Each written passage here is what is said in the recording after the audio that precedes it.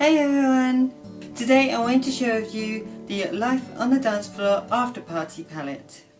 So I'll start off with the packaging. So this one comes in the silver packaging. There's no actual outer boxes for this collection, they all just come as they are, and then they have a bit of tape to seal them closed so you know it's obviously fresh. And so you can actually get these palettes either on the Tam Beauty website or in Superdrug stores or online on Superdrug. And each palette comes with 24 shades and a full-size mirror of the size of the palette itself, and a comparison in size to other palette sets they've done. So this is one of their Flawless palettes, which has 32 shades, and this is the Life on the Dance Floor palette, which has 24, and they're pretty much similar size. And the actual covering itself it's got glitter on there, but it's more of a smooth glitter, so it won't actually rub off on anything or catch on your clothing, and so you're not going to get glitter anywhere. So the eyeshadows themselves, there are, as I said, 24 eyeshadows, and there are 7 mattes. So it's this top row here and this black shade here.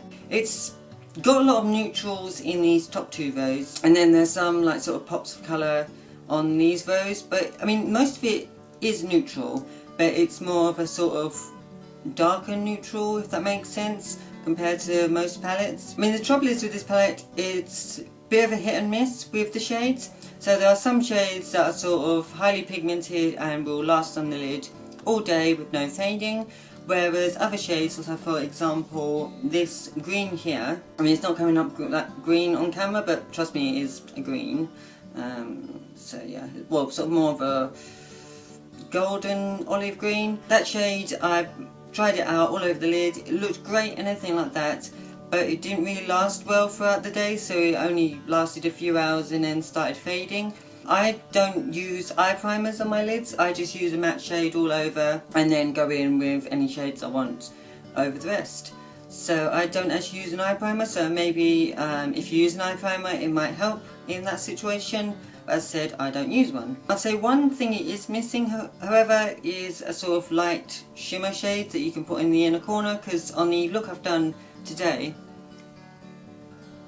I haven't actually done an inner corner highlight. I mean, sometimes I've used an actual highlighter to put in my inner corner, but today I haven't gone for that. So yeah, it's missing that sort of light shimmer shade to go in your inner corner. And the shade that I put all over my lid as my base shade was this one here, and usually I would go for something a bit lighter. I mean, it's coming up very light on camera because of the lighting I've got from the window, but yeah, on the lid compared to most of the other shades I've used, it is a bit darker than what I would normally go for, but it's still quite a nice neutral shades to put over the lid. As I said, so it's a nice selection of sort of neutrals and smoky shades, so they've got some more like sort of greys, tones and stuff. I mean, I haven't actually played with all of the shades in this palette. I've only used, I'd say, sort of half of them, so I will need to sort of play around with the palette a bit more to get some more use out of it, to determine whether I'd like use it more often or not, and what sort of shades I would be more inclined to use. I mean, one of my favourites is this gold shade here. It's just stunning. I've used that all over the lid before and it is just phenomenal. I love it. So the shades I used for my look today, I used this shade here all over my lid, then this shade I used sort of to go in the crease first, then I built up the crease with this one, and then I've got this gorgeous brown here in my outer portion. It's just beautiful, and then I've got this gold all over my lid, sort of a bronzy gold. So yeah, the neutral shades in here, like these sort of top 2 rows mostly, are perfect. You can get a lot of neutral looks out of it, and you can add more pops of colour with these other shades here. But as I said, I haven't really played with a lot of the shades. I mean, I've tried this purple here and it didn't... Was it that one? No, I think it might have been... I've tried one of these purples and it didn't come off as well as I hoped it would. But as I said, I'm going to play around with them a bit more and see what sort of looks I can come up with, and maybe do a later video, update you on sort of what worked and what didn't. But overall, I'd say it's great. It is a good palette, but it's not one I would use every day. So I'd say it's more of a sort of palette, you know, if you like to change up your look every day or that sort of thing. especially with these colours here, then it is the type of palette that you might want to go for, because you know, you just want something different each day and it will work for you.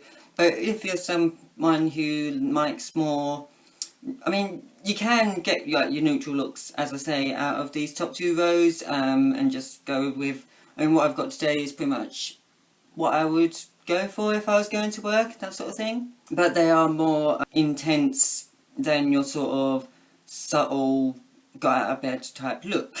So this palette does come with a name sheet as well. But whenever I'm trying out a palette, I just put it to one side, so that, because when I'm trying out a palette, I will use it for a few days in a row, and so instead of like constantly taking it out of the palette, I just put it to one side. But as I said, it does come with the names there, so they're not actually printed on the shadows themselves.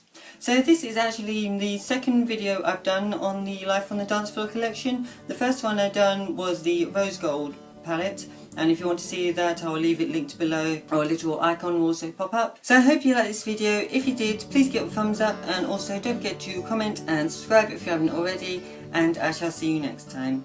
Bye!